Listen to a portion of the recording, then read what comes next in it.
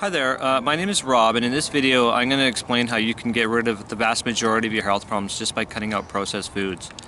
So millions of people have actually rid themselves of all kinds of diseases, including asthma, eczema, allergies, even terminal illnesses like cancer, even things like diabetes, just by cutting out processed foods.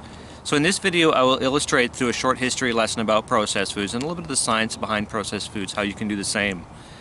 First of all, let me explain some of my background. So as a child I was very sickly.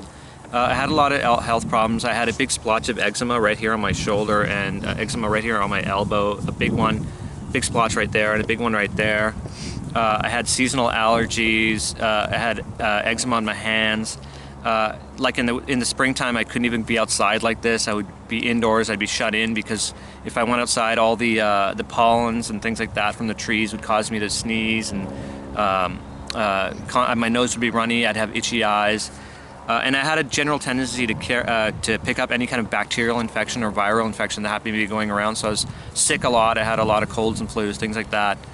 Now at age 17 I went to a naturopathic physician who actually introduced me to healthy eating. Now within 1 year most of the health problems I had that I'd suffered from are actually gone after doing this. So one of the things he made me cut out was actually processed foods. Processed foods are actually one of the biggest health threats that are consumed every day by millions of people. And in this video I'll explain some of the evidence that backs this up and some of the history behind processed foods, and the fact that processed foods causes these health problems has actually been known for the last few centuries since processed foods were invented. Now the first processed food that's used widely all over the world and in most desserts, sweets, and even in packaged foods like spaghetti, crackers, and bread is white sugar.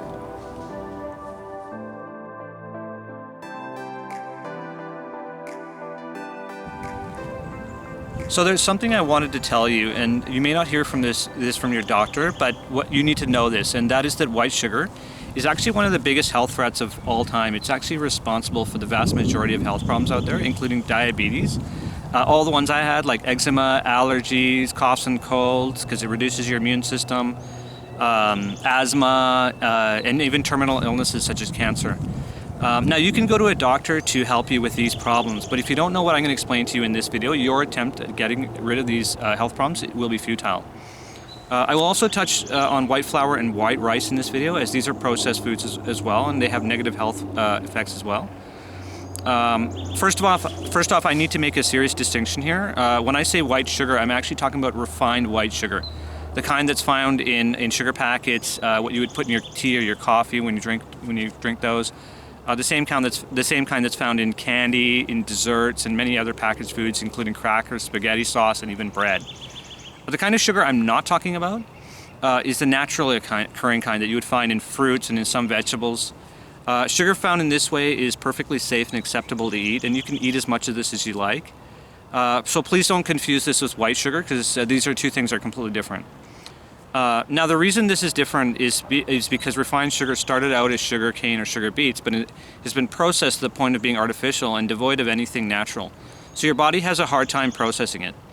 It's this processing that actually makes white sugar dangerous. Sugar found in fruit is not processed, so poses no health threat. This is also true of sugar found in honey, maple syrup, agave. So these are all naturally occurring, so they're perfectly safe and acceptable to eat. So eating an apple, an orange, or a banana poses no health threat, is very good for you, and you can actually eat these as liberally as you like. So the reason white sugar and white flour have negative health effects on the body is because they're refined with bleach and other harsh chemicals, and they're very unnatural. It's a very unnatural substance. It's foreign to your body, and your body is not equipped to handle these things. So basically it's the human tampering with something that started out as completely natural, which makes white sugar bad. It's not the fact that it's sugar. So sugars exist in nature, and many creatures eat sugars in the form of fruit, honey, and in other forms without any negative health effects. So in this video I'm going to explain how sugar affects your body, but mostly I'm going to explain events in history that prove how harmful sugar really is. There's actually a great deal of history behind sugar that people aren't aware of, and once you find out this history you're going to be shocked. So first I will explain some of the history behind sugar, and then we'll explain what sugar does in your body, and then we'll talk about other processed foods like white sugar white flour and white rice. So in 1816, the French physiologist Francois Magendie had fed a solution to dogs of white sugar and olive oil, or white sugar and water, and all the dogs wasted away and died. In 1793, a ship carrying a cargo of rum and sugar had shipwrecked. Now, the 5 surviving sailors survived by eating nothing but sugar and drinking rum. When they were found 9 days later, they were actually in a completely wasted away conditioning that resembled starvation. So it is actually a well-known fact that human beings can go longer than 9 days without eating and just drinking water and still be fine. So it was actually surprising to see this.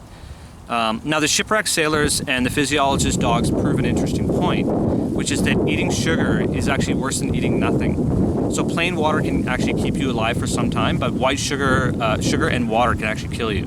So you're actually better off eating nothing than eating sugar. So Sir Frederick Banting, the co-discoverer of insulin, and who my junior high school is actually named after, coincidentally, in 1929, he had noticed that diabetes was very common in sugar plantation owners who used to eat their own refined sugar. But he saw no diabetes among native sugarcane cutters who only got to chew the raw sugarcane. Now, at the time, Banting had actually mentioned that insulin was just a short-term remedy and that the only way to prevent diabetes was to cut out white sugar altogether. Now, there was a dentist named Dr. Weston Price who had actually traveled around the world with his wife studying primitive people. And he compared them to modern city people. And he wrote a book in 1939 called Nutrition and Physical Degeneration, a comparison of primitive and modern diets and their effects. From his travels, he had concluded that people who lived primitively, who didn't have access to refined foods such as white sugar and white flour, have excellent teeth and great health. As soon as they were exposed to refined foods through contact with civilization, their health and their teeth began to decay, and this was observable almost immediately. In 1958, Time magazine had reported that a Harvard biochemist and his assistants had worked with mice for over 10 years, funded by the Sugar Research Foundation to the tune of $57,000, to find out how sugar causes cavities and how to prevent this. After 10 years of research, they came to the conclusion that there was no way to prevent sugar causing dental decay. So when the researchers reported their findings in the Dental Association Journal, the Sugar Research Foundation withdrew their funding. Now, a doctor named Dr. Seale Harris at the University of Alabama had noticed symptoms of insulin shock in people who are not diabetic or taking any insulin. Now, these people were diagnosed as having low levels of glucose in their blood. Diabetics have high glucose in their blood. So this is actually called hyperinsulinism, or low blood glucose, or low blood sugar. Now, Dr. Harris had said that the only remedy is to get off of refined sugar and coffee. This is including any candy and soft drinks. He said that the doctor can't actually prescribe anything, but just tell the patient what to avoid. Now, when he pointed this out, the medical profession actually called him a quack and attacked him, and then finally mostly ignored him. And then finally, after 25 years, gave him a medal for his findings. Another doctor was Dr. Stephen Garland, who had the following symptoms. He had his concentration and memory were failing, he was weak, he was dizzy, with rapid beating of his heart, unprovoked anxieties and tremors. He went to one of the most eminent specialists that he knew, and who told him basically that he was neurotic and that he should retire. Doctor after doctor gave him names for these diseases, including neurosis, brain tumor, diabetes, cerebral arteriosclerosis. Then finally he came upon a paper by Dr. Seale Harris, published in the American Medical Association in 1924. By following his advice, he actually went on a diet eliminating white sugar and white flour, and his symptoms had actually all disappeared, including his anxieties, his tremors, dizziness, neurosis, cerebral arteriosclerosis. All of it disappeared. One of the doctors that he saw earlier actually labeled the disease he had as low blood sugar, and actually recommended eating candy bars between meals. Now, naturally, that made his condition even worse. So Dr. Guyland was very upset by this. He actually sent a scathing letter to the AMA, the American Medical Association, about why Dr. Harris's work was overlooked. Dr. Guyland actually ended up treating 600 patients by eliminating white sugar and white flour. He then wrote an exhaustive study of his patients, how he diagnosed them, their symptoms, and how they responded to his treatment. He was finally permitted to read his paper to one of the medical societies. He waited anxiously for it to appear in one of the AMA medical journals, but nothing happened. So that's how anxious the AMA was to alert its members to the dangers of white sugar. Finally, it was published in Portuguese in a Brazilian medical journal. So another person who had actually gone through a similar experience, going from one specialist to another, who had finally saw his symptoms go away after going off white sugar on the advice of his physician, Dr. E.M. Abrahamson, was the writer A.W. Pizzette. So Pizzette's wife also experienced relief from her health problems after quitting white sugar. Now, this reduction in all of Pizzette's symptoms from going off white sugar had actually inspired Pizzette to collaborate with his physician, Dr. Abrahamson, and write the book Body, Mind, and Sugar, which was published in 1951. This book sold over 200,000 copies, was dedicated to Dr. Seale Harris, and it didn't have to wait for publication in medical journals, but it actually went straight to the general public, which could then read it, go off sugar, and experience a similar reduction in all their health problems. So during the 19th century now, refined sugar actually became prominent in the diets, in people's diets, and the incidence of diabetes started to actually increase over that of ancient times. So statistics from Denmark actually show that during the earliest 20th century show that as sugar consumption went up over the years, death from diabetes also went up. Statistics from the US show that outbreaks of diabetes dropped sharply during World War II when sugar was rationed. And the figures also show that diabetes among young men in the armed forces, where the soldiers were supplied with sugar, rose steadily between World War I and World War II. So in 1662, sugar consumption had gone from about zero to about 16 million pounds a year in England. In 1665, London was swept by a plague, so more than 30,000 people had actually died that year. Now, this plague was called the bubonic plague, which is named after the swelling, which is called buboes. The interesting thing to note is that people who lived in the country without sugar seemed to escape the plague completely.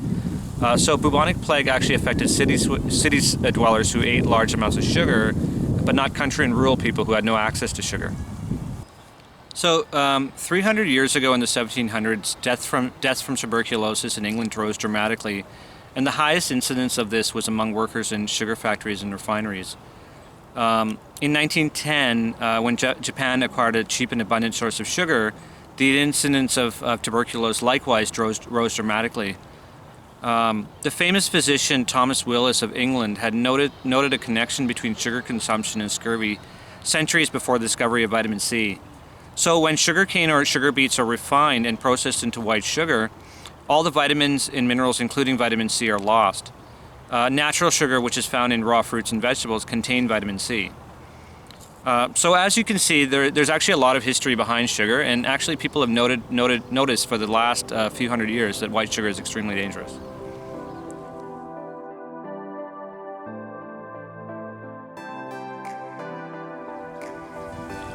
So now I'm going to explain how sugar works in the human body and some of the health effects of eating white sugar.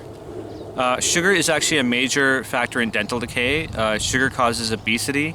Removal of sugar from people's diets has actually cured worldwide crippling diseases such as cancer, terminal illnesses, diabetes, and other diseases. And this is actually done routinely by naturopathic physicians.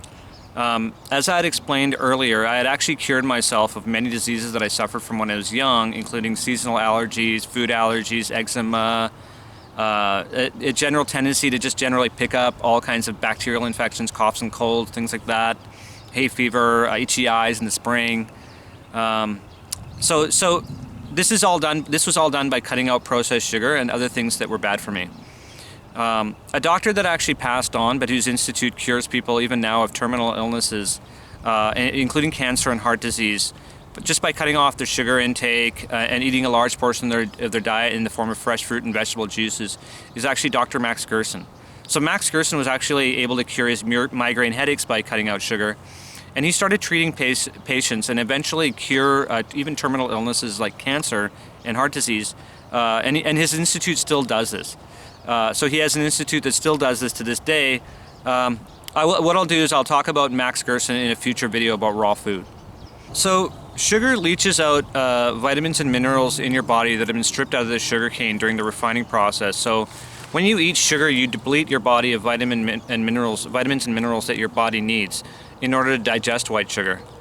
So this is why white sugar is described as an anti-nutrient, because it actually robs your body of vitamins and minerals that your body needs, and this is why it causes tooth decay, because it takes calcium out of your teeth.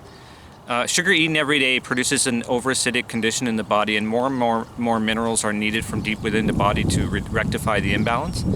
So finally, in order to protect the blood, so much calcium is taken from your bones and teeth that decay and general weakening begin. Now the body's tolerance and immunizing power becomes limited from eating white sugar, so that your body cannot respond to attacks from the outside, such as heat, cold, mosquitoes, and microbes. So sugar has a negative effect on the functioning of the brain. So the key to the brain functioning normally is glutamic acid, which is found in many vegetables.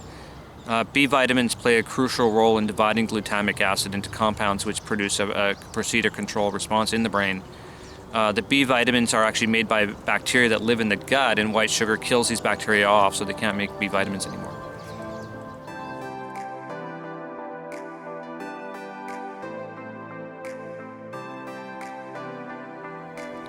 So white flour is actually refined the same way. It's treated with a lot of harsh chemicals such as potassium bromate and benzoyl peroxide, and it's bleached with chlorine the same way. So this makes it very toxic. Now this refining process results in a loss of B vitamins, dietary fiber, iron, magnesium, and also vitamin E. So like eating white sugar, eating white flour results in a lot of health problems, including weight gain and obesity, metabolic syndrome, type 2 diabetes, hypertension, cardiovascular disease, and even cancer and Alzheimer's disease, Parkinson's disease, depression, acne, and basically most diseases that you can possibly think of. So you should avoid it the same way you'd avoid white sugar, and all the same caveats apply, which is simply to cut it out altogether.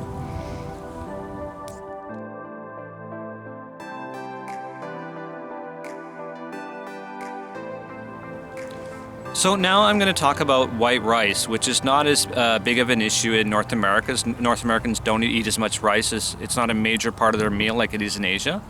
But it's still good to be aware that white rice is not the healthiest food for the same reason that white sugar and white flour aren't, and that's that it's a processed food. So in the processing process, the husk of the rice is removed. And so this is not a completely natural product either. This unnaturalness is what causes white rice to cause some negative health effects. So rather than get into how white rice affects the body, I'm just going to talk about the history of a disease called beriberi, which is caused by eating a large portion of the diet in the form of white rice. Again, it's not a huge problem in the West, but it's just to illustrate that processed foods cause health problems, and that tampering with food in this way is not a good idea. So in Java, Indonesia in the 1890s, the Dutch army, Dutch missionaries, and colonial administrators were inflicted with an epidemic of beriberi. They had slept under mosquito netting, sprayed themselves with carbolic acid, and avoided the natives touching them on the way to church, but nothing seemed to protect them from beriberi symptoms. Now, the top German-trained physicians and scientists were ordered to investigate and find a cure. Many of them came home on stretchers or died of beriberi while there. So one of the ones who had returned was a Dr. Christian Eichmann. He had worked in a jungle laboratory alone, which was attached to a small hospital where they were inoculating chickens with the blood of beriberi patients. Now, the chickens seemed to be immune, so one day he had actually noticed, though, a chicken was staggering around with what appeared to be beriberi symptoms. Then he noticed that all the chickens had symptoms, regardless of whether they'd been inoculated or not, and then mysteriously they all recovered. So Eichmann noticed recently that the normal diet of the chickens, which was brown rice, had run out, and white rice had actually been used in its place. Now, as soon as they had found out that white rice was being wasted on chickens, they had actually switched back to brown rice. So Eichmann actually surveyed the modern hygienic Dutch prisons where the natives were interned and being fed white rice. Now, out of 3,900 prisoners, 270 of them had beriberi. Now, outside the prison, where natives lived in grass shacks and the principal food was brown rice, Eichmann couldn't find a single case of beriberi out of 10,000 inhabitants. So in 1893, Eichmann made his first report, which was called polyneuritis, similar to beriberi observed in chickens, which very few people paid attention to. Now, his colleague, Dr. C. Gringe, I don't know if I pronounced that properly, published his findings in 1901 that beriberi in people and birds was caused by a lack of some vital substance in rice bran. In 1907, two Norwegians called Holst and Frelich induced beriberi in chickens and pigeons by feeding them white rice. In 1911, at the Lister Institute in London, the Polish chemist Dr. Casimir Funk, inspired by Eichmann's experiment with chickens and rice, spent 4 months grinding and polishing 836 pounds of unpolished rice. From this, he extracted 170 grams of rice bran, which he made into a solution. He fed a small amount to a pigeon with berry, and the pigeon recovered within a few hours.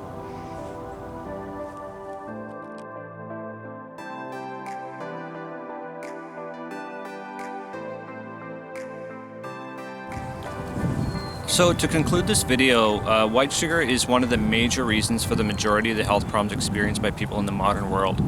It destroys your health because of the processing and refining done to it, which makes it completely unnatural. And this is the same for white sugar and white rice as well. You should avoid white sugar completely, so when desserts look tempting, you should let your logic and reason override your sweet tooth. Fruits are naturally sweet and they're very good for you, so if you like eating sweet foods, you can eat fruit as liberally as you like. As well, the natural food aisles in many grocery stores sell versions of junk foods that don't contain some of the junkier ingredients like white sugar or white flour. They're very similar in taste, and so if you crave junk food, you can try some of these. Now, these are not health foods in the true sense, because if you ate only these, you would still get sick, and this is because you need a large part of your diet in the form of fruits and vegetables in order to be healthy. So if you really feel the need to substitute processed foods, you can try eating some of these products. They're actually much easier on the body than processed foods to handle, processed foods are very harsh and hard for your body to handle. So if you want to try some of these, you can actually go to the natural foods aisle of your grocery store and just try some of them. They're much easier on your body. The last thing I want to do is I want to reiterate that trying to cure your health problems without serious dietary changes is essentially futile. So even if you go to doctor after doctor in an attempt to rid yourself of your health problems, all you can really hope for is a temporary fix. Unless you change your diet and your lifestyle, your health problems will continue. So in other words, eliminating processed foods like white sugar and white flour from your diet is absolutely essential to good health. You cannot have good health without doing this. So it is impossible, I repeat, it's impossible to have good health without removing or severely restricting processed foods from your diet. So lastly, I want to say if you have anything containing white sugar in your house, you should throw it out, including white sugar itself. So if you have white sugar or anything containing it like candy, pop, chocolate, desserts, sweets, anything like that, do yourself a favor and just get rid of it. Stop buying it completely. There is no time like the present to cut out white sugar.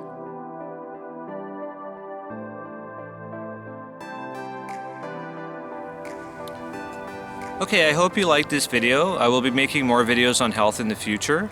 Go watch my video, How to Cure Disease, What Your Doctor Won't Tell You Will Kill You If You Don't Know. That's right, there is much information about health that will kill you if you don't know that your doctor won't tell you. So please go watch that video. It's a great introductory video. It really sums up how to reduce illness and disease.